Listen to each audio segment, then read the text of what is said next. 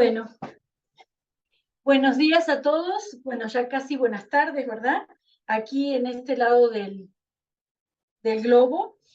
Vamos a dar comienzo a la sesión número 147 del Seminario Interinstitucional de Historia Económica, que coordinan los doctores Iliana Quintanar y Carlos Jesús Becerril.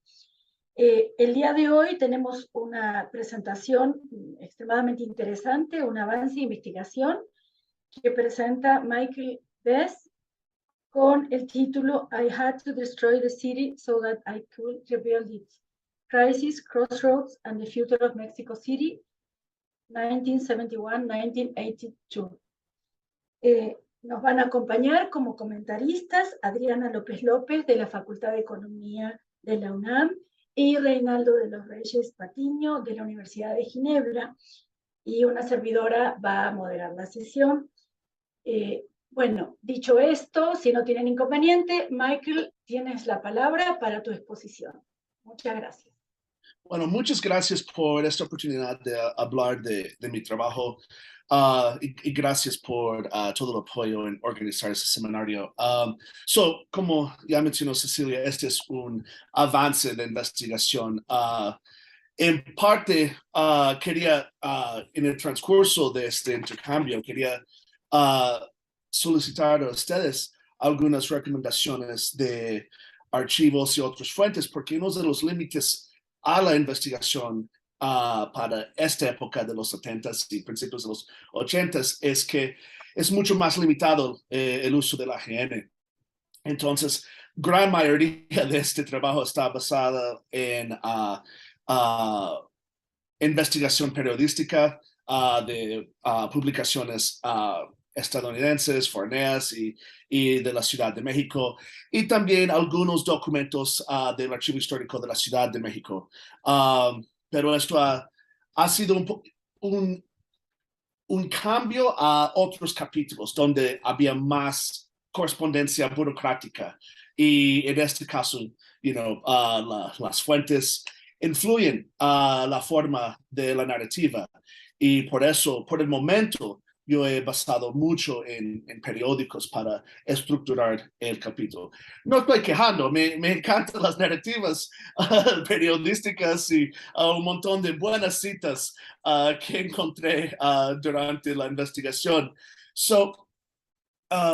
Este trabajo también es parte del siguiente libro, que es un estudio de la movilidad y política de tránsito en el Distrito Federal, con el nombre tentativo Not an Idle Place, Mobility Technology in Contested Spaces in Mexico DF, 1867 to 1985. Entonces, es un intento de ver como la larga historia de la transformación de esta región, uno que abrazó al automóvil y luego tuvo preocupaciones sobre esto y buscando alternativas a la movilidad más allá que un vehículo motorizado, si estamos hablando de automóviles particulares o autobuses.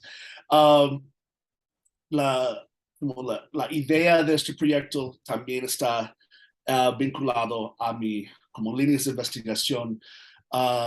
Mi primer libro, un estudio de historia regional de la construcción de caminos en México durante los 20 hasta los 50.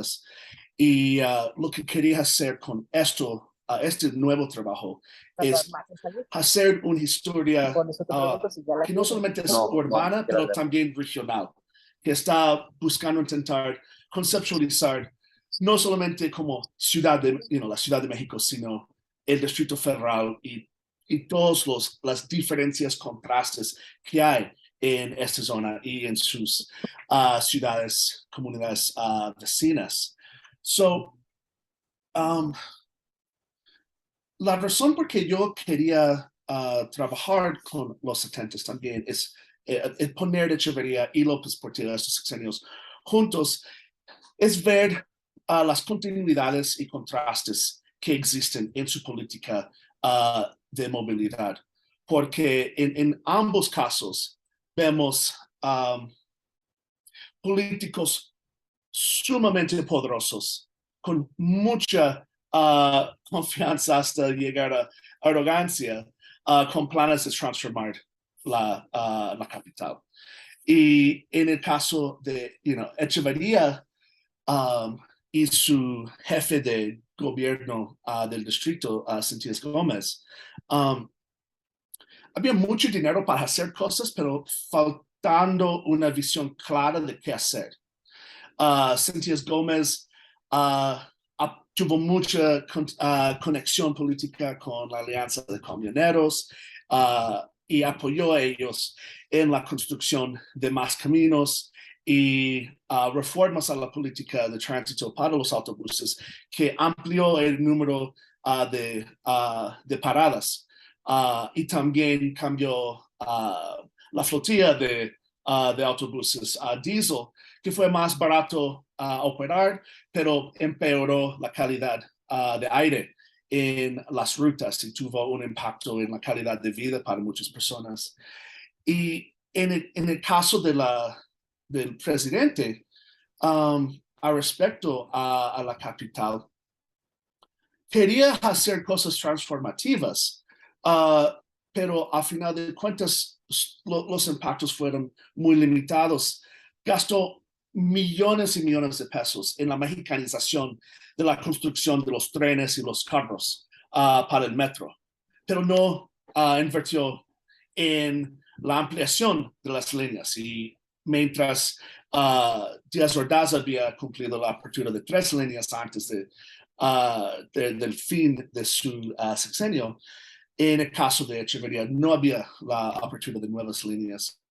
Y desde mi perspectiva lo veo como una oportunidad perdida, porque en el capítulo comienzo con esta entrevista del entonces director del sistema de transporte colectivo, hablando de la calidad del metro en 73, que es limpio, comparaciones a Nueva York, que es mucho más seguro, mucho mejor. No hay personas extrañas, entre comillas, en las instalaciones del metro.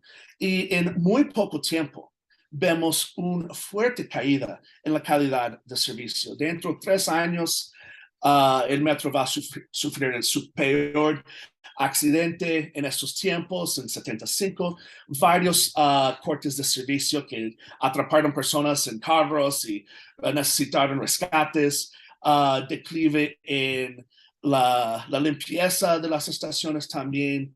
Y este tiempo formó la base de lo que vino en la segunda parte de la década con López Portillo y Carlos Hank González. Y transicionando desde Echeverría a Centías Gómez a López Portillo y Hank González, el sentido que tuve en elaborando la investigación y formando la narrativa es si podemos marcar como una falta de decisiones decisivas en la época de Echeverría y Centías Gómez. En el caso de López Portillo y Hank González, no hay falta de decisiones decisivas. Van a tomar acción. El problema es el tipo de acción que tomaron, porque Hank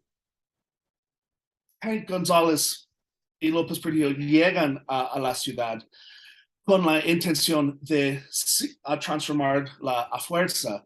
Y mucho de la manera que Hank González articuló en las entrevistas era en el sentido de la movilidad, hablando de hacer más eficiente la ciudad a través de la construcción de nuevos caminos, nuevas carreteras urbanas, la renovación de toda la red de caminos.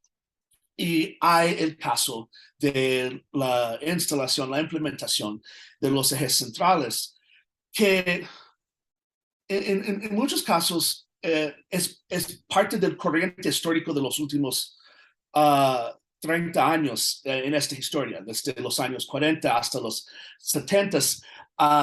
Había este enfoque de como modernizar es hacer más eficiente. Modernizar es abrir espacio para más vehículos motorizados, segregar la movilidad de otros grupos y dar prioridad a autobuses y automóviles. Y en muchos casos esto implicó también la destrucción de muchos de los edificios a lo largo de esta historia. Entonces, para la construcción de los ejes centrales, el gobierno del Distrito Federal destruyó cientos de edificios y casas y generó mucho resentimiento en la ciudad. Y hay cita que me llamó mucho la atención de Hank en 99, a finales de su vida, en una entrevista diciendo, in material terms, I had to destroy the city so that I could rebuild it. Y me llamó mucho la atención como el nivel de pensar que él sabía exactamente qué hacer. Y si estás enfrente y no moviendo con este corriente de progreso, vas a estar aplastado por este corriente de progreso. Y es un proyecto muy, como mencionaba, muy en este corriente histórico que vemos desde los tiempos de Rojo Gómez, cuando era jefe de gobierno del distrito, durante los tiempos de Ávila Camacho, cuando empezaron a centralizar muchos de los poderes sobre la política de tránsito durante este tiempo, hasta vemos Uruchurtu y sus intentos de transformar a la ciudad y parar la construcción del metro. En el caso de López Portillo y Hank González, decepcionaron muchos grupos a favor del metro porque entraron a su poder con la promesa de sí construir nuevas líneas, pero dejaron hacer esto hasta los últimos años del sexenio y priorizaron a la construcción de nuevos caminos y carreteras urbanas y en particular de los ejes centrales. Y dentro de esta segunda parte del capítulo hay el curioso caso de la destrucción de la Alianza de Camioneros, porque por décadas la Alianza era un aliado fuerte al gobierno del Distrito Federal. Durante los tiempos de Casas Alamán, Uruchurtu apoyaron al jefe de gobierno. Sentías Gómez, el predecesor de Hank González, era aliado político con la alianza. Pero Hank González era muy hostil a la alianza de camioneros. En parte, y lo que vi a lo largo de elaborar la investigación es en parte porque tanto la acumulación como sarro en las tuberías, el resentimiento de la gente contra el sistema de autobuses que dominó la alianza, aumentó o abrió un espacio para atacar esta alianza. Y también yo creo que habían cosas muy personales. Michael Lettieri, en su investigación de la alianza, en su tesis, encontró este caso súper interesante de un desayuno donde el presidente de la alianza intentó humillar a Hank González en frente de López Portillo. Y la respuesta de Hank González fue muy fuerte, cayó a todas las personas dentro de este desayuno que tuvo decenas de miembros de la alianza. Y pocos años después está a punto de, está exitoso en destruir este grupo que era antes tan importante. Y hay creo un tercer aspecto, y esto es el más difícil de llegar. Sabemos que Hank González fue un político muy exitoso porque fue un político que se enriqueció. Y varias de sus compañías estaban metidos en el sector de manufactura de vehículos, parte de su imperio de empresarial.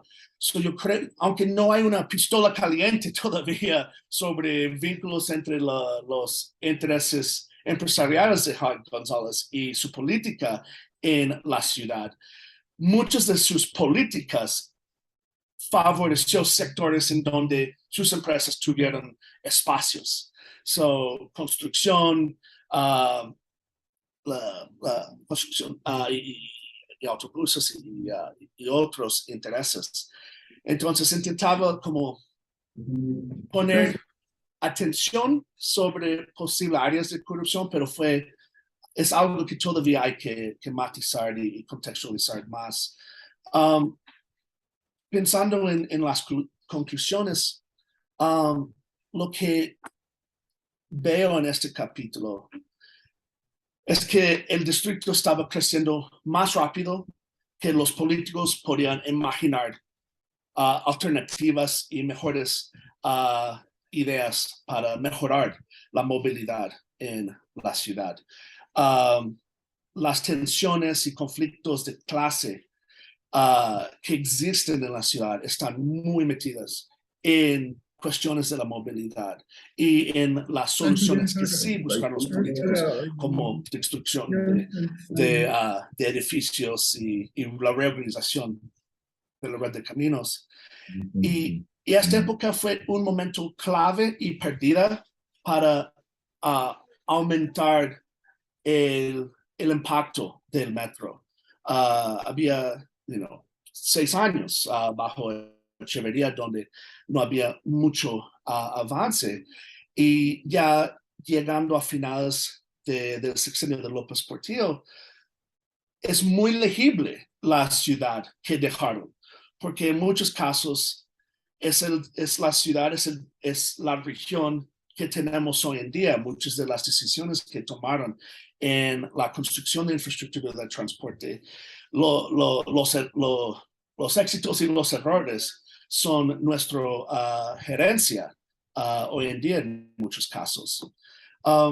Y sí, este es el trabajo, hasta donde estoy, y agradezco la oportunidad de platicar sobre el trabajo. Gracias. Gracias, Michael. Y bueno, voy a aprovechar a hacer las rigurosas presentaciones. Una vez ya con tu exposición adelantada, Michael Bess es doctor en Historia Fronteriza de la Universidad de Texas en El Paso, profesor investigador de la División de Historia del CIDE y profesor afiliado con la Facultad de Ciencias Económicas y Empresariales de la Universidad Panamericana, Campus Aguascalientes. Codirector de ArchivoMex, el primer laboratorio para preservación digital y modelado de datos y procesos históricos de México. Autor, Roots of Compromise, Building Roads and Shaping the Nation in Mexico. 1917-1952, publicado por la Mexican Experience Series de la imprenta de la Universidad de Nebraska, 2017. Sus líneas de investigación, como ha explicado aquí, se centran en la historia regional de la movilidad y el transporte en América del Norte y de la frontera en México durante los siglos XIX y XX, y también en las humanidades digitales y la historia ambiental.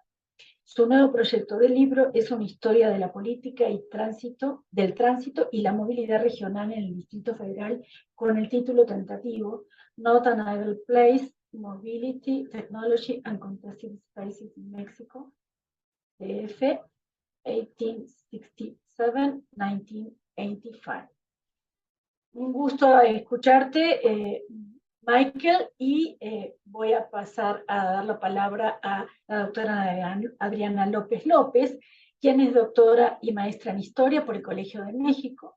Hizo la licenciatura en la Facultad de Economía de la UNAM y también su programa de especializaciones en Economía de la División de Estudios de Posgrado de la Facultad de Economía de la UNAM. Actualmente realiza allí una estancia postdoctoral. Imparte cursos sobre historia económica de México, historia económica general, historia del pensamiento económico en la Facultad de Economía de la UNAM y también a distancia. Es tutor y docente de la especialidad en historia económica del PUE, donde ha impartido historia empresarial y de las empresas, perspectivas teóricas y avances historiográficos.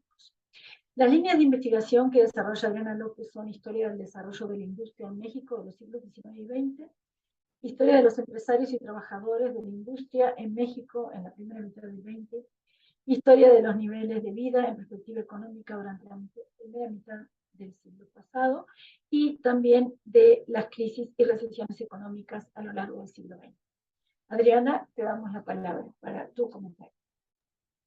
Muchas gracias. Bueno, primeramente quiero agradecer a los organizadores del seminario, a la doctora Ileana Quintanar y a Carlos Becerril por haberme invitado a participar comentando este trabajo de Michael.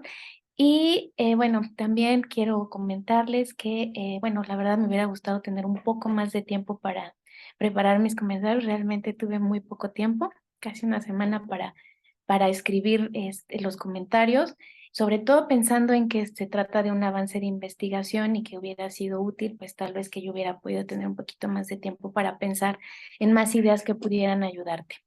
Bueno, mi comentario se va a centrar, digamos, va a dividirse en dos partes. Primero, los comentarios generales sobre el texto y después algunos comentarios particulares sobre algunas ideas o afirmaciones que tú haces. Me parece que de esa manera puede ser un poco más útil justamente mis comentarios. Bueno, en primer lugar, bueno, me parece que el capítulo es muy interesante porque aborda los problemas de movilidad que enfrentó la Ciudad de México durante la década de 1970, un periodo que fue clave en términos de su desarrollo demográfico y urbano. Se centra en dos medios, en la construcción de dos medios de comunicación, el metro y los ejes viales. Pero sin duda el trabajo se centra más en la construcción de las carreteras, ya que el autor considera que la política de movilidad en este periodo apostó por promover políticas que favorecían el uso de vehículos de motor.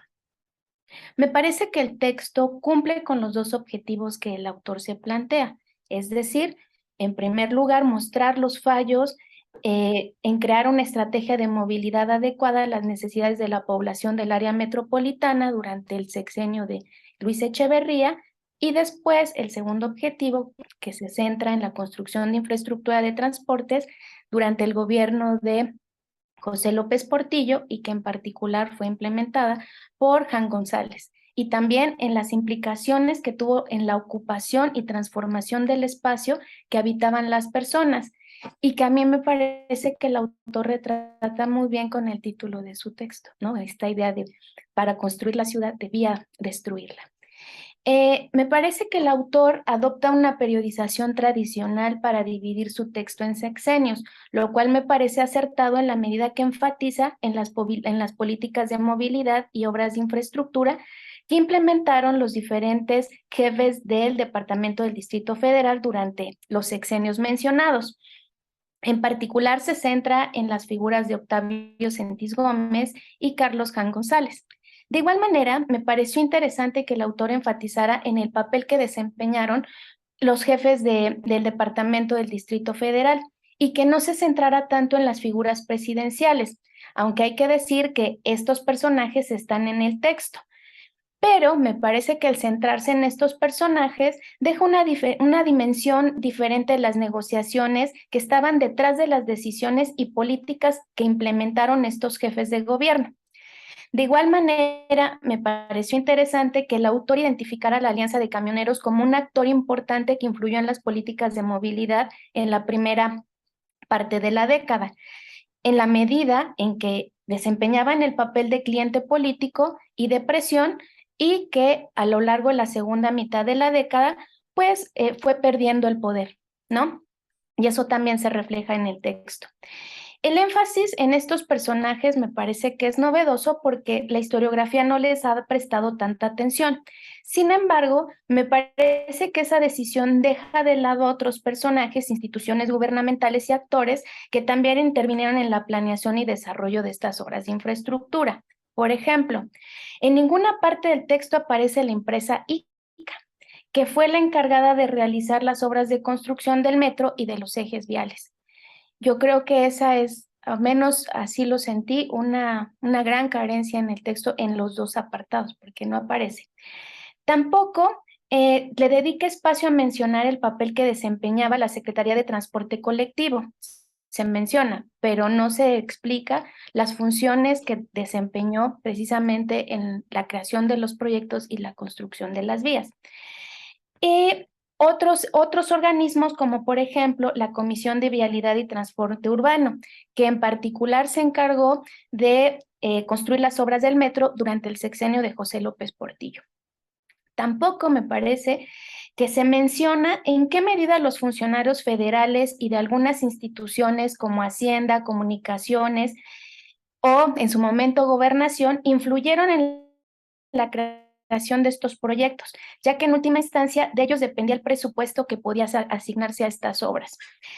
Por último, con respecto a los personajes, me gusta que en el texto aparezcan, digamos, estos grupos de presión, es decir, la población de carne y hueso que fue la que vivió estas transformaciones en su espacio público, bueno, y en su vivienda, pero me parece que, digamos, se mencionan muy poco en el segundo apartado y que podría ser muy rico para el lector que tuvieran mayor peso, ¿no?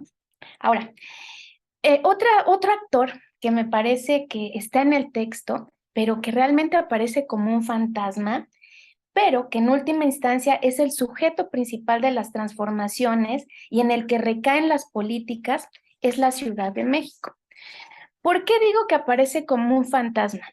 Porque se hace referencia a su tamaño por el número de habitantes, pero no se menciona dónde vivían esas personas, es decir, en qué parte de la ciudad, en qué delegación, ni tampoco qué estructura urbana y rural la caracterizaba, es decir, pues cómo estaba conformada la ciudad durante esta década y cómo se transformó a lo largo de esta década. Y obviamente eso también, digamos, yo he hecho un poco de menos, ¿qué transportes usaban? Es decir, ¿qué medios de transporte existían durante la década de los 70 y se formaron? ¿Y qué vías del metro y de las carreteras existían y que precisamente esta población usaba? ¿Y por qué menciono esto? Porque me parece que en los dos apartados del texto, tú haces continua referencia a que no se estaban solucionando los problemas de movilidad de la población de la ciudad y que pues este problema se tenía que atender, pero justo me parece que no das cuenta o no nos das una idea de las características de esta ciudad, ¿no? Y de los problemas que enfrentaba y cómo estaba diseñada y digamos, en qué medida estas obras que se crearon durante esta década pues transformaron precisamente este sistema de comunicación en la ciudad. Y yo aquí, digamos, tengo pues una sugerencia. A mí me parece que en este sentido, para llenar, digamos, este vacío que encuentro, creo que podría ser muy útil que tú revisaras la historiografía sobre los estudios urbanos de la Ciudad de México que han realizado pues diferentes investigadores para no irnos muy lejos en el mismo Colegio de México, como por ejemplo Marta Stenger, Garza, Lezama, que tienen diferentes estudios que parten de digamos, sobre los cambios en la movilidad, en la urbanidad, que parten de la década de los 70. Entonces yo creo que eso te podría ayudar muy bien a precisamente a construir este panorama. Y también me parece que en ese sentido, yo creo que sería muy útil, bueno, a mí me encantaría que en el texto se hiciera, bueno, tú pudieras hacer un esfuerzo por hacer unos mapas en el que precisamente se mostraran estas transformaciones, ¿no? Y estas vías. Sobre todo pienso en cuando mencionas la construcción de estos ejes centrales, bueno, precisamente para que el lector, digo, tú los describes, pero sería muy bueno que el lector tuviera estas pistas, ¿no? Para que fuera más sencillo para entenderlo. ¿Qué otra cosa? ¿Por qué también me parece que es importante dedicarle un pequeño espacio a hablar un poquito de la ciudad? También porque me parece que esto podría ayudar a entender qué medidas se pusieron en práctica, es decir, cuáles fueron los objetivos de desarrollo de la ciudad porque entiendo que existían planes, más adelante ahorita mencionaré algunos, que justamente tenían como objetivo diseñar o cambiar la estructura urbana de la ciudad. Y en este sentido, me parece que un proceso que se da en la década de los 70 y que no aparece, bueno, que empieza a darse en la década de los 70 y que no aparece en el texto, es ese proceso de descentralización de la población en la Ciudad de México, sobre todo, y que también tiene que ver con la construcción de vías de comunicación y de infraestructura educativa y social que se da en este periodo, es decir, por ejemplo, la construcción de universidades, la construcción de hospitales, que se da precisamente en las periferias y que tenía como objetivo precisamente impulsar este proceso de descentralización. Entonces, por eso me parece que habría que enfatizar un poco más en este actor llamado Ciudad de México. De igual manera, me parece que en el texto se señalan algunas políticas locales que se pusieron en práctica en estos 2 sexenios. Y me parece que la estrategia que se usa para mencionarlas da la impresión de que se trataron de políticas aisladas que buscaban satisfacer las necesidades de los grupos de presión, como el de la Alianza de Camioneros o las empresas que fabricaban o ensamblaban autos, o bien que fueron obra de caprichos de élites políticas, como por ejemplo esta decisión del presidente de invertir en esta empresa llamada Concarril, que se encargó de fabricar los trenes del metro.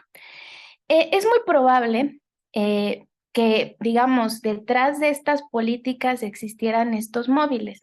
Sin embargo, me parece que no está debidamente demostrado. Y bueno, tú ya nos lo señalaste en tu texto debido a que, pues, digamos, no tienes esta correspondencia entre estos políticos y los diferentes agentes, ¿no? Entre estas negociaciones. Pero me parece que, bueno, eso debería de trabajarse un poco más precisamente para que no quedara plasmado de esta forma. Y yo creo que una forma digamos, en el que se podría matizar un poco esta forma en la que se presentan estas políticas es precisamente revisando estos estudios sobre el crecimiento urbano de la ciudad, en la que se mencionan los diferentes programas de desarrollo urbano que se implementaron en esta década y que fueron decisivos en la forma en que la ciudad creció y se urbanizó. Por ejemplo, la Ley de Desarrollo Urbano del DF del 75, la Ley General de Asentamientos Humanos del 76, el Plan Nacional de Desarrollo Urbano del 78 y el Plan Nacional de Desarrollo Urbano de 1980, ¿no? Entonces, yo creo que eso podría ayudarte a entender precisamente en qué medida estas políticas que parecen aisladas y obra de caprichos políticos, pues te enmarcaban en una política más general de desarrollo urbano. Bueno, ya para terminar, digamos, estos comentarios generales, espero que no se me esté pasando el tiempo. Con respecto a las fuentes, bueno, aplaudo que el texto se haya construido con fuentes primarias, principalmente hemerográficas, es decir, periódicos nacionales y extranjeros, aunque me parece que desbalanceados en los apartados, porque, por ejemplo, en el primer apartado, pues sobre todo son fuentes periodísticas extranjeras, y que yo creo que podrías complementar con nacionales, y en la segunda parte desaparecen las extranjeras y se concentra en las nacionales. Y también en algunos documentos de archivo de la Ciudad de México. En ese sentido, pues, así como tú nos lo señalaste en tu presentación, pues sin duda sí se nota, ¿no? Que claramente falta revisar otras fuentes. También me parece, digamos, con respecto a las fuentes, me llama mucho la atención esto que ya señalé más arriba, que prácticamente no citas fuentes secundarias en tu texto, es decir, otros trabajos de investigación que han abordado de manera, digamos, bueno, que han tocado los temas que tú abordas, por ejemplo, la construcción del metro, esta cuestión de la construcción de los ejes viales y que no aparecen citadas en tu texto. Y obviamente estos estudios sobre historia urbana y de la ciudad, o estos estudios urbanos. Entonces, yo creo que la revisión de esta historiografía, de esta bibliografía secundaria, también podría ayudarte a darte pistas precisamente sobre las fuentes que tú podrías consultar. Yo aquí de entrada, a mí se me ocurren justamente, bueno, como una propuesta para que tú revises, pues yo creo que podrías ver la posibilidad de revisar el archivo de la Secretaría de Comunicaciones y Transportes. Tengo entendido que hace un año, bueno, durante la pandemia, hizo un esfuerzo precisamente por poner a disposición del público algunos de sus archivos. Entonces, valdría la pena por ahí ver si es posible consultarlo. También yo creo que valdría la pena rascarle un poco más al archivo histórico de la Ciudad de México. El problema que tiene es que hay, digamos, hay que buscarle en muchas cajas. Algunas cosas ya están bien identificadas, pero yo estoy segura que para la década de los 70 debe haber suficiente información, nada más que justamente tendrías que, digamos, revisar un poco más, sobre todo porque yo he visto citadas varias cosas del Archivo de la Ciudad de México en otros trabajos. Entonces eso me hace pensar que podrías encontrar más cosas. También, por ejemplo, y eso yo, digamos, ese archivo yo sí lo he trabajado, es el de la Suprema Corte de Justicia de la Nación. Y aquí justamente este tema que tú mencionas de los amparos, de las personas que se ampararon precisamente ante esta construcción de los ejes viales, yo creo que tú lo trabajas con notas periodísticas, pero yo estoy segura que puedes encontrar aquí estos amparos en el archivo. Seguramente te van a atestar algunos nombres, pero yo creo que las motivaciones, los argumentos, los vas a encontrar ahí y sí te van a dejar consultarlos, aparte son muy flexibles. Ya, bueno, esos son con respecto a mis comentarios generales. Ahora, los particulares son solo 5, así que no me voy a tardar tanto. El primer comentario particular, y que de hecho se centra bueno, los 5 comentarios que tengo se centran en la primera parte del texto, que me parece que es la que necesita trabajarse más. La segunda parte, la verdad, me gustó bastante, me parece que se lee súper bien, rápido y que, digamos, tiene coherencia. Sobre el primer apartado, y que es mi primer comentario, me parece que hay una imprecisión en la página 4, en el segundo párrafo, cuando mencionas que habían aumentado, cuando te refieres al sexenio de 1970 y 76 de Luis Echeverría, tú dices que habían aumentado los ingresos del Estado por el descubrimiento de pozos petroleros y que ese boom les permitió implementar diferentes tipos de programas. Bueno, esto me parece que es una imprecisión porque el boom petrolero no se dio durante este sexenio, no ocurrió durante la administración de Echeverría. Durante estos años el gasto dependía fundamentalmente del aumento de la deuda externa, de la deuda interna y de la emisión de dinero.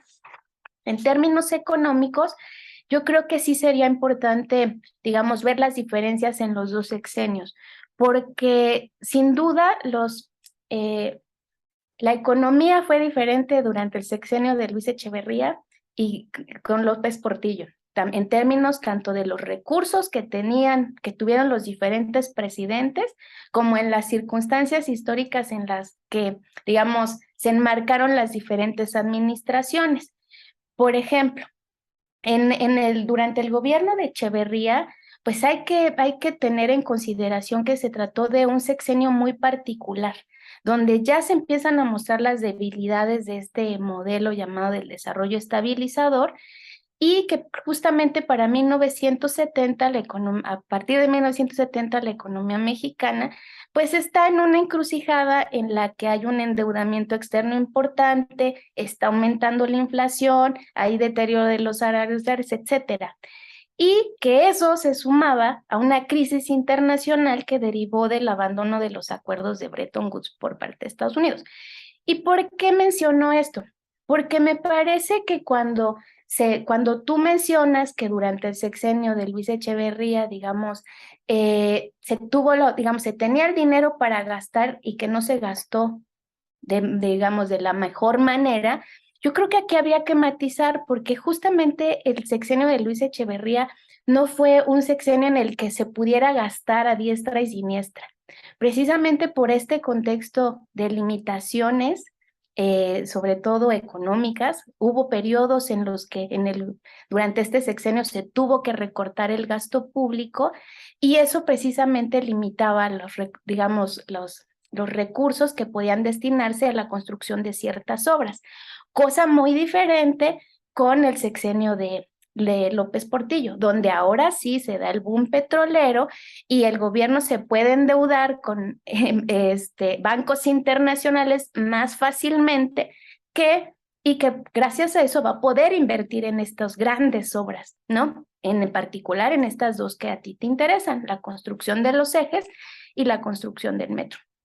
Entonces, ¿por qué menciono que es importante, digamos, esta precisión?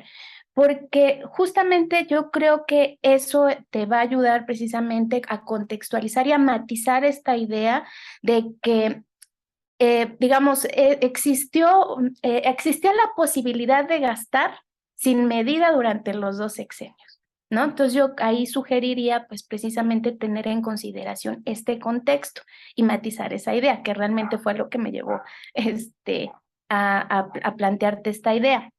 Porque otra cosa, digamos, me parece importante destacar este punto acerca de cómo se gastaba, es decir, sobre todo las decisiones de gasto durante el gobierno de Echeverría. Es importante decir que durante este gobierno, pues digamos, cuando se tomaban las decisiones de gasto, quienes decidían en última instancia qué se presupuestaba y a dónde se iba a dirigir era Hacienda y Gobernación. Y digamos, dentro de Hacienda y Gobernación se formaron equipos de trabajo que tenían el objetivo precisamente de analizar los proyectos de inversión y las posibilidades de financiamiento de estos proyectos. ¿Por qué menciono esto?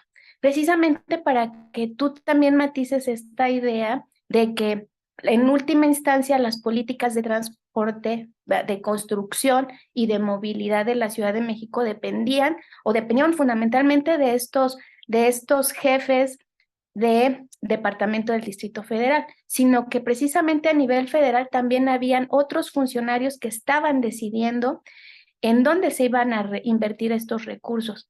Y yo noté, de verdad, bueno, yo he trabajado justamente en pandemia, me puse a trabajar la década de los 70 porque me pidieron que realizara un capítulo sobre un secretario de Hacienda, entonces me pude analizar la década y justo algo que vi, ¿no? Sobre todo al meterme a las relaciones entre los personajes, en los funcionarios, es que pues tampoco se trataba de una cuestión de caprichos, digamos, había buena voluntad de, sobre todo esta idea de impulsar este modelo de industrialización, ¿no?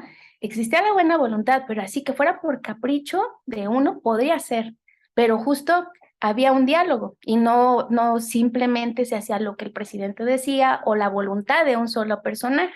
Entonces, en ese sentido, yo creo que podría ayudarte bastante a revisar por ahí justamente pues cómo funcionaba la Secretaría de Hacienda en términos de cómo se ejercía el gasto. Y aquí Carlos Tello, pues, yo creo que puede ser muy útil para los dos sexenios, tanto su libro de memorias como los libros que ha escrito sobre historia económica. Y ya, mi segundo comentario tiene que ver con con algunas cosas que me parece que no son muy precisas en el texto. Por ejemplo, cuando tú mencionas estas 3 reformas para atender el problema de la contaminación del aire, la corrupción de los oficiales de tránsito y el tráfico, por ejemplo, en la primera parte tú sugieres, ¿no?, que hubo una política para renovar las licencias de los taxis, ¿no?, que fueran viejos, que los taxis viejos tenían que renovar, ¿no?, sus equipos.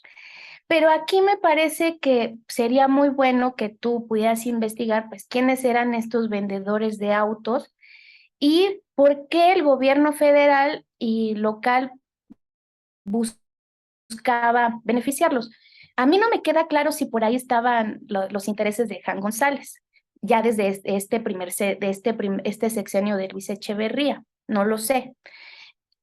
O bien, a mí justamente me surgió la duda de si esta política, ¿no? Si estamos buscando a ver a quién podía beneficiar el gobierno con esta política, pues si no también es que el gobierno buscaba promover a estas empresas ensambladoras de autos que, digamos, se vieron beneficiadas por este proyecto de mexicanización.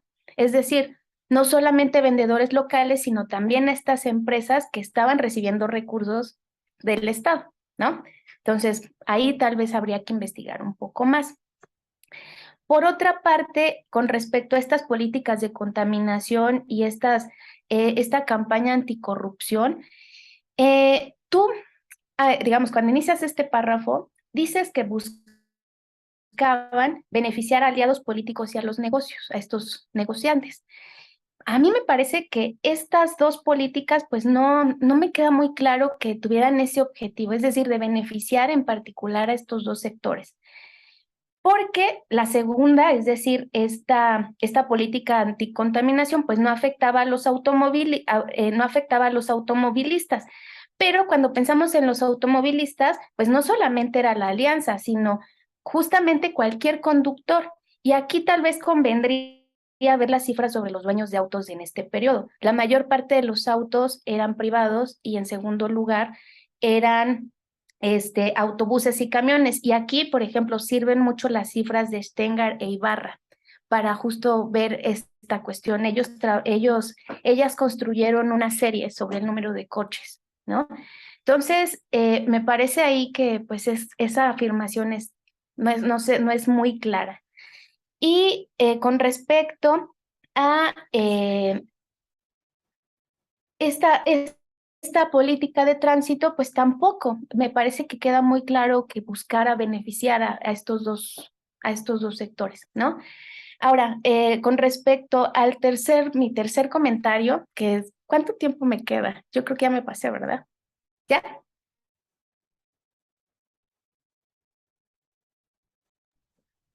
Perdón, ya estás en el tiempo, pero si no Ok. tienen inconveniente, eh, eh, me parece que abona a la discusión, o compactes un poquito y se terminan si redondeen los comentarios.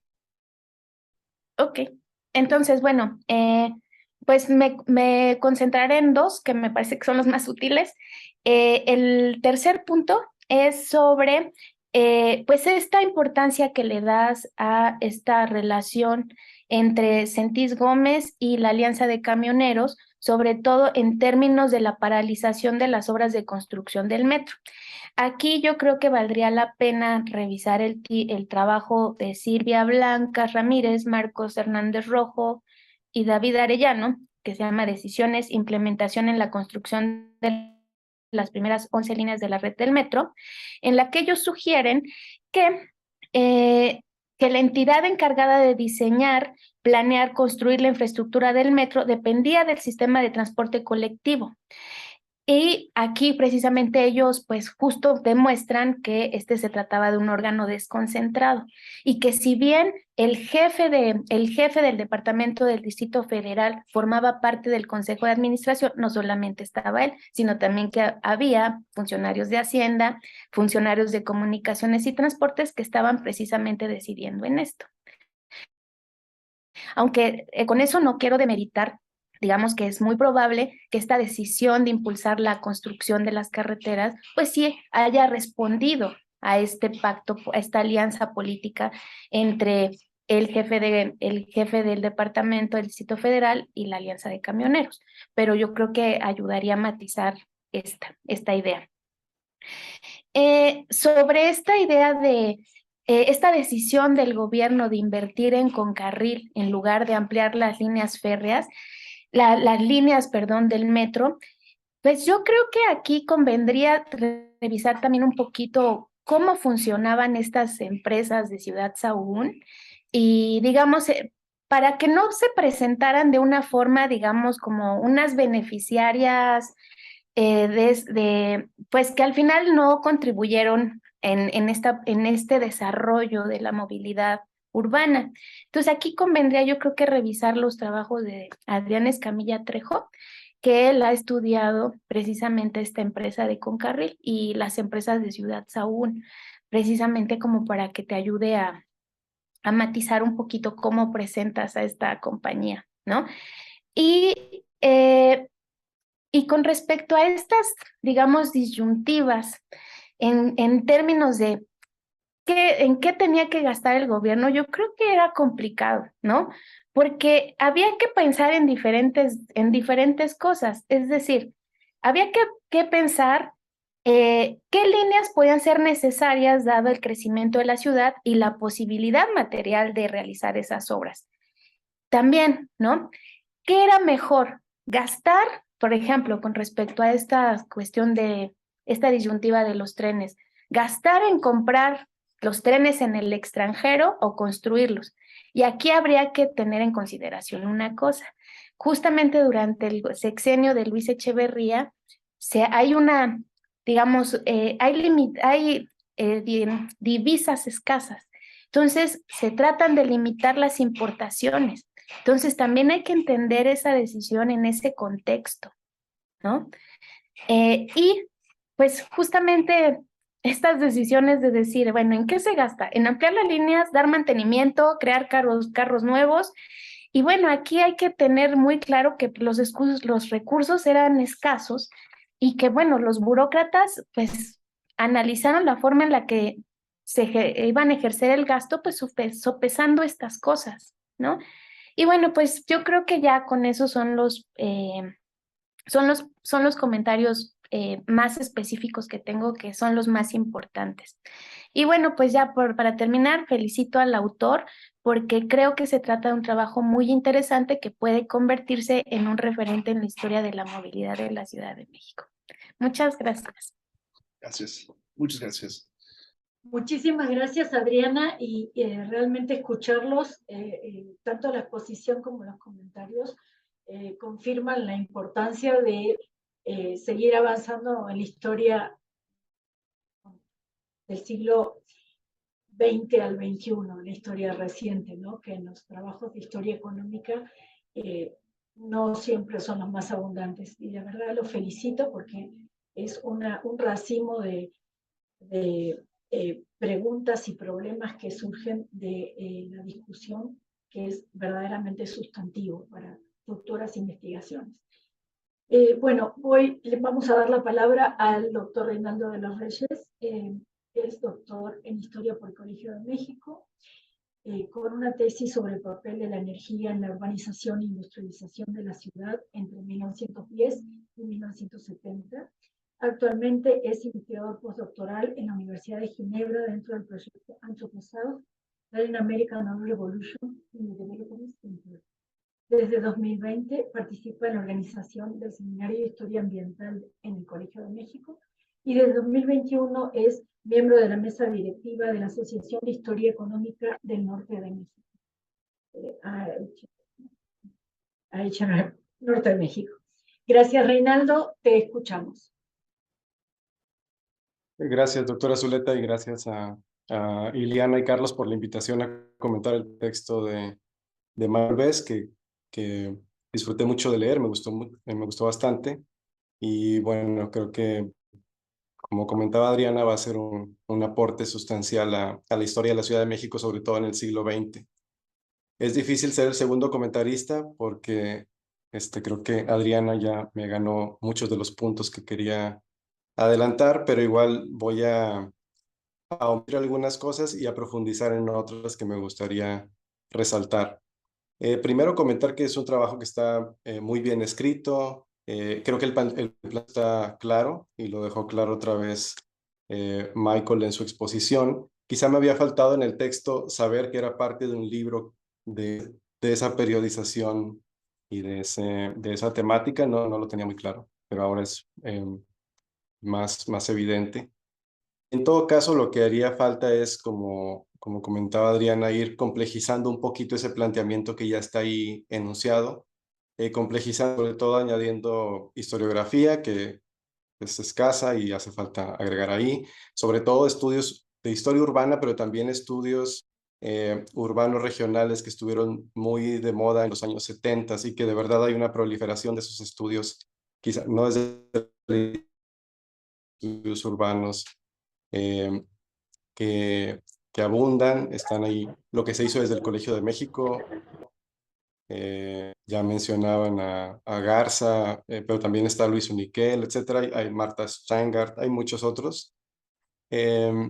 Añadir otras fuentes, ya comentabas tú que es complicado conseguir fuentes de archivo para este periodo, pero hay, afortunadamente en los años 70, la hemerografía, los periódicos, pero también las revistas son muy abundantes y de muchos signos políticos, entonces tú haces muy bien recuperando periódicos como el New York Times y el Universal, etcétera.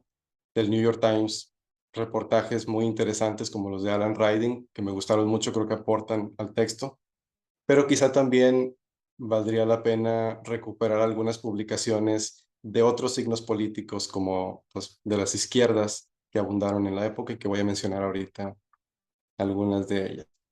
Bueno, quisiera centrarme en 5 puntos que a riesgo de que sean un poco repetitivos, creo que vale la pena que sigamos discutiéndolo. Y el primer punto sobre el texto es que creo que hace falta matizar y profundizar en el contexto económico del periodo. O sea, creo que está demasiado simplificado porque pareciera que estamos hablando de una de abundaban los recursos del boom petrolero y como bien ya mencionaron, el boom petrolero en realidad deberíamos situarlo más bien desde la década de los 70. Al principio de los años 70, de hecho, hay periodos donde el país tiene que importar petróleo porque digamos que la demanda interna es muy alta y no alcanza para abastecer toda la demanda que estaba en marcha. Entonces, habría que matizar esa parte del petróleo y la idea de que los gobiernos pueden emprender obras faraónicas a su voluntad e incluso experimentar, ahora que usas tú, diversos programas de movilidad. Eh, es cierto que seguramente habrá algunos caprichos por ahí, pero me parece que no podemos simplificar tanto la idea. Eh,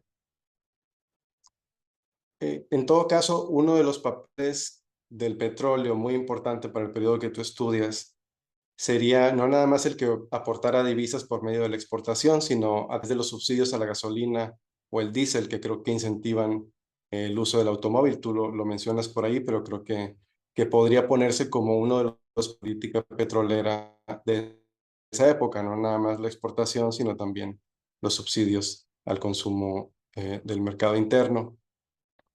Y otra lectura que me parece sugerente que se podría hacer aquí es complementar esos análisis del discurso político con la política ambiental de los años 70, porque ya a finales de los 60 ya irrumpe el discurso ambiental de manera muy fuerte en la Ciudad de México, bueno, en todo el mundo, pero en la Ciudad de México es retomada no solo por actores sociales, sino por los mismos políticos, y está presente en algunos discursos. Y me parece que es incluso una de las herramientas discursivas que se usa para impulsar tanto el metro como los trolebuses en energía eléctrica en contra de los automóviles que usan pues un combustible mucho más contaminante. Ahora tampoco es tan evidente porque no podían cubrir tan fácilmente a la gasolina, porque la gasolina la producía Pemex, era una gasolina que era muy alta en plomo y muy contaminante, pero digamos que los actores políticos no podían criticarla tan abiertamente porque es producida por la empresa paraestatal, ¿no? El segundo punto tiene que ver con esta idea de la mexicanización de la industria del metro, en particular la construcción de carros de ferrocarril en el periodo de Echeverría. Tú lo pones como un obstáculo a la ampliación del metro y creo que en cierto sentido es válida la idea. Pero también, y ya lo mencionaba también Adriana, creo que había ciertos incentivos de política económica para impulsar una política así. E incluso, esa es una pregunta, no lo tengo claro, pero ¿hasta qué punto la expansión del metro a finales de los 70 se logró gracias a que buena parte de los que producían en México? Creo que alrededor del 75% de los carros, es la cifra que menciona Hank, El 75% de los carros que fueron parte de la expansión del metro en el periodo de López Portillo eran de fabricación nacional. Entonces, probablemente más bien retrasó la expansión del metro en lugar de detenerla de tajo, ¿no? Pero en todo caso, lo que sí creo que es importante que tú apuntas es que ese movimiento que pudo haber ocurrido del metro hacia otra parte, pues provocó ciertamente problemas en la infraestructura del metro, ¿no? Una serie de fallos, accidentes que tú mencionas por ahí, y no sé si aquí hay una lectura muy presentista de tu parte o de mi parte, pero es como imposible no pensar en la situación por la que pasa hoy el metro cuando tú hablas de cómo la falta de financiamiento provoca muchos de estos problemas. En todo caso, digo, no sé si es una lectura presentista de nuestra parte o simplemente es que los mismos problemas siguen estando presentes por ahí.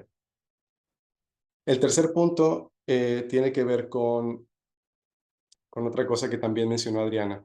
Tú rescatas muy bien algunos actores políticos, tanto a nivel federal como a nivel distrito federal. Hablas por ahí también de que las clases medias y altas, los automovilistas y altas, pudieron tener cierta participación en el impulso al uso del automóvil, la alianza de camioneros, etcétera. Pero cierto que uno de los actores fundamentales que falta ahí son los contratistas. Y cuando hablamos de los contratistas, está el caso de ICA, que es fundamental. Y aquí me voy a extender un poquito hablando del caso de ICA, porque ICA tenía un interés muy marcado en la construcción del metro desde mucho antes. Desde los años 50, ICA ya había realizado algunos estudios sobre movilidad en la Ciudad de México y que por supuesto puede ser otra fuente importante. Hablando de que faltan fuentes, creo que ICA eh, podría revelar muchas cosas. Un estudio sobre la movilidad y bueno, hablaban de cuántos millones de viajes se hacían diariamente en la Ciudad de México, que la gran mayoría de esos viajes se concentraban en el centro de la ciudad. Eh, las velocidades a las que iban el transporte público en el centro de la ciudad, que era pues bajito, que propone ICA en el subterráneo, que ya por ahí Ruiz Cortines incluso lo llega a mencionar como la ciudad puede emprender esta obra. Pero había varios retos había retos técnicos y había retos también. Casualmente, ICA podía resolver las dos cosas, ¿no? ICA y también podía facilitar la obtención de créditos para impulsar esa construcción, que va a tardar, ellos esperaban, pero finalmente se va a dar. Y aquí es que la relación de ICA con el gobierno federal, pues es Quintana, que era quien presidía ICA, pues tenía una relación muy cercana con la alta burocracia federal y había participado ya de energía eléctrica. Y algo que me parece interesante es cómo, digamos, como en los años 60 se emprendieron esta obra gigantesca que es la presa de Infiernillo. Y cuando la terminan, eso es simplificándolo muchísimo, terminan esa magna obra de Infiernillo y parece que voltean a ver a la ciudad y en la ciudad impulsan obras para los Juegos Olímpicos de infraestructura deportiva, pero también vuelven del metro y ahí se dice, Bernardo Quintana habla personalmente con Corona del Real y le dice pues que es el momento de construir el metro.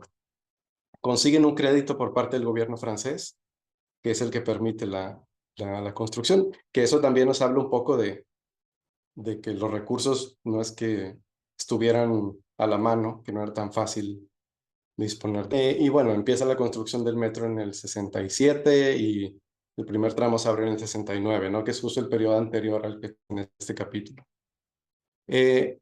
Pero esto está ahí y las quejas van a seguir por un tiempo. Aquí es donde digo que la prensa de izquierda puede ayudar a ver un poquito cómo se manejan esas cosas, porque se habla mucho de esto y se habla de que el metro es un gran negocio y que el metro solo para las clases medias y altas, porque no es algo que el pueblo vaya a poder usar nunca. mencionas en otra parte que uno de los imperativos del Departamento del Distrito Federal era cambiar el comportamiento de los automovilistas, por ejemplo, y de los usuarios del transporte público también. Y creo que eso está ahí en algunas de las críticas y de las resistencias que se hacen a ese tipo de cambios que intentan implantarse. Por mencionar un ejemplo nada más que encontré en la decían que se les hacía exagerado que en el metro prohibieran, por ejemplo, fumar, porque dicen que hay gente debilidad por fumar y que se les hace injusto que las autoridades prohíban y limiten la libertad de fumar adentro del transporte público. Otra queja de que el Estado prohibir que niños menores de 7 años viajen solos en el metro, pues ya que hay gente que hacer mandar y entonces como si el metro, la infraestructura tratara de imponer algunos cambios en las relaciones sociales y en la forma de comportarse de la gente que les parecieran agresivas, ¿no? En todo caso, creo que profundizar entre la relación entre los usuarios y las infraestructuras, creo que es una beta muy importante que si te interesaría, podrías explorar más, ¿no? El cuarto punto tiene que ver ya con la segunda parte del texto. Es que me gusta mucho el juego entre Carlos Hank y José López Portillo, hablando como de estos dos personajes que son la personificación del poder, ¿no? Son dos personajes fundamentales y que además tienen unos egos enormes los dos, y creo que en el texto queda bien reflejado cómo domina la narrativa, porque pues, son eso, ¿no? Son dos, no sé si megalómanos, pero son dos personajes importantes. Aquí creo que la biografía de Carlos Hank podría ayudar también a complementar el texto. Bueno, es la biografía que está escrita a modo de entrevista, una entrevista muy larga que le hace Fernando Benítez y que se publica algunos, no sé si en los 90 se publica por primera vez, pero hay algunos pasajes también muy interesantes. Cuando se habla de la vialidad, por ejemplo, le pregunta a Fernando Benítez por el problema del tránsito y que por qué es tan difícil, por qué era tan difícil resolver el problema de la movilización en la Ciudad de México. Y dice Hank, bueno, es que la primera razón es que la Ciudad de México tenía todavía la traza que había hecho Cortés y la traza que fue durante la época colonial, ¿no? Y le dice Benítez, sí, pues es que eran barrios y entonces todavía hasta los años de 1930 podemos encontrar que la Ciudad de México está dividida en barrios, ¿no? Está Tacuba, Azcapotzalco, Guadalupe, Mixcoac, etcétera. Y cada uno de esos barrios al interior tenía como un buen sistema de transporte y de comunicación, pero la comunicación entre los barrios no estaba dada. Y la ciudad empieza a crecer de manera desmedida, pues se vuelve un caos, un pastiche ahí muy extraño. Y dice Hank, bueno, ese era el principal reto que teníamos, ¿no? Tratar de comunicar estas viejas vialidades y hacer una vialidad moderna. Entonces, dice textualmente Hank, en pocas palabras, nos propusimos hacer la nueva traza de la Ciudad de México, que ya no sería la de Cortés, sino la de López Portillo. Entonces, es como equiparar a Hernán Cortés con López Portillo y los dos grandes renovadores de la Ciudad de México. Pues habla un poco de la megalomanía de estos dos personajes, pero que de alguna forma sí hicieron efectiva al provocar cambios tan profundos en la ciudad, ¿no? Que Hank decía que eran como una cirugía muy dolorosa porque el cuerpo, que es una analogía que se usa mucho también para hablar de la ciudad, pues un cuerpo que ya estaba muy enfermo y había que intervenirlo con bisturí y pues iba a ser muy doloroso, etc. Entonces, sin duda creo que la biografía de Hank puede ayudar mucho a revelar algunos de estos pasajes, aunque quizá no tanto de la relación de los negocios de Hank con el poder político, que hace algo que tú sugieres y que pues igual no tenemos suficiente evidencia. Porque a veces el personaje nos parece como un Robert Moses, ¿no? Este planificador urbano y servidor público que formó todo Nueva York, arrasó con barrios, etcétera. Pero en el caso de Moses, pues al menos sí hubo ahí una biografía no hecha por un amigo suyo, sino por Robert Caro, que sí devela muchos de esos negocios detrás que hicieron rico a Moses y transformaron completamente la ciudad. Y aquí, para ir cerrando, vuelvo sobre el papel de Ica. ¿Cuál era la relación de Ica con Hank González?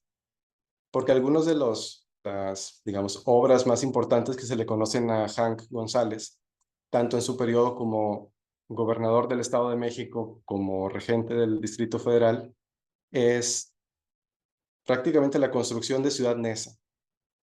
Entonces, ahí, digamos, ahí no sería destruir la ciudad para reconstruirla, o no sé cómo lo haya visto él, pero era más bien tratar de construir una ciudad formal sobre un espacio que había sido habitado de manera irregular en muy poco tiempo, ¿no? Entonces, Neza surge en los años 60 y a Hank le toca introducir gran parte de las obras de drenaje y de agua. El Estado de México, al parecer, no tenía recursos para hacerlo. Y Hank dice explícitamente que convence a Ica de invertir en el proyecto de Neza aún antes de tener financiamiento para hacerlo. Entonces, digamos, se ve que hay una relación ahí cercana con Quintana y con su grupo. Y después, cuando es regente del Distrito Federal, otra de las obras emblemáticas del periodo es la Central de Abastos. Y la Central de Abastos también había tenido un retraso importante en construcción. Y dice explícitamente en la biografía, nos reunimos mi equipo y yo, y quien nos dio la solución y la propuesta para sacar adelante la Central de Abastos era Ica. Ellos llegaron y dijeron, nosotros lo hacemos, ¿no? Entonces digo, si está presente en la Central de Abastos, está presente en esa, ¿qué tan presente estaba en los otros planes de transportabilidad de Jan González? Y que de paso le ayudaría a hacerle frente a la alianza de pioneros, ¿no?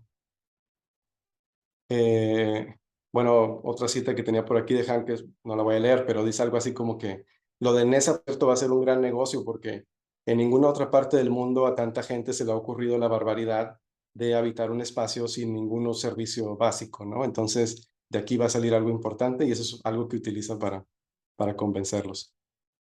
El quinto punto, para terminar, lo menciono muy rápido, también ya me queda un minuto, es que Adriana decía que no aparece tanto la Ciudad de México. Yo diría que a veces no se ve la región, que tú dices que también tiene la intención de ser un estudio más regional y el Estado de México no aparece tanto como debería, creo yo. Y en el periodo también podría ser muy sugerente qué estaba pasando ahí. Tú mencionas un personaje, Isidoro Rodríguez, si no mal recuerdo, que era un personaje que controlaba el transporte público del Estado de México y que pudo haber sido ahí fundamental.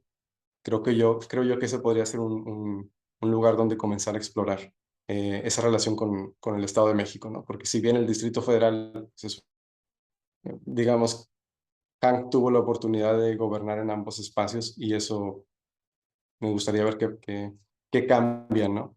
Respecto a otros. Y bueno, sería todo. Gracias por compartir el texto. Me encantaría seguir platicando del tema en otra ocasión y compartir bibliografía y fuentes. Cierro nada más con una idea que está presente en tu texto y creo que tú la mencionas para un caso particular, pero creo que ayudaría a entender gran parte de las políticas de planeación que tú estudias. Y es que dices que la construcción de esta infraestructura a veces carece de un afalamiento de cómo la gente usa sus espacios. Y creo que eso lo mencionas para el caso de los ejes centrales, pero podría aplicar muy bien para muchas de las políticas de movilidad que impulsan los gobiernos. Entonces, ahí lo dejaría. Muchas gracias nuevamente.